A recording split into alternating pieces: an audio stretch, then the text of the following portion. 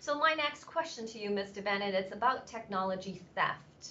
And in these couple of days, there are a number of news stories circling around about the articles right now in front of me. One is from Daily Caller. It says, exclusive, owners of U.S. defense contractor making fighter jets, missile parts, listed as Chinese intel agent officials. As you just mentioned, CCP has spies everywhere, right? And the other story is also exclusive story from Newsweek. It talks about Chinese spy balloon or CCP spy balloon were packed with American technology.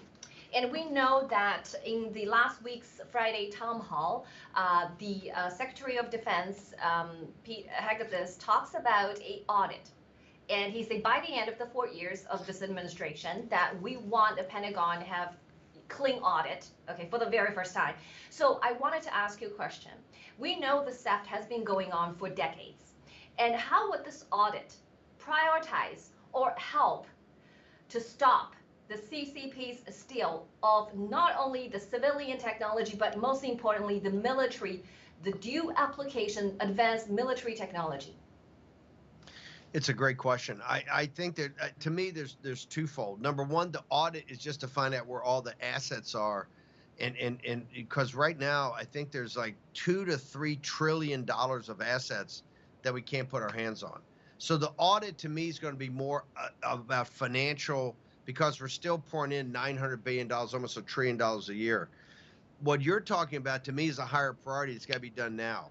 You have to do a basically an assessment of every piece of major military equipment or system, right, in military systems, and you have to see the component parts, what parts come by companies either controlled by the CCP, companies that have given their technology through joint ventures to the CCP, or companies that are just controlled and operated by the CCP in mainland China.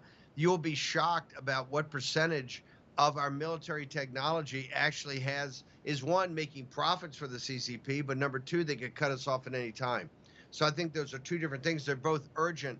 I will tell you the financial audit is going to take years. And when Pete says he hoped to have it done by the time that President Trump, this term will be over 4 years from now, I think it was a real hope. But the other part of it, the assessment of the component parts of military systems, what part is actually in the hands of our enemies and making money for enemies. Because remember, there's people in China and the CCP that are very happy to supply component parts to the Americans as long as they're making money. So I think there are two urgent issues. They have to be both addressed.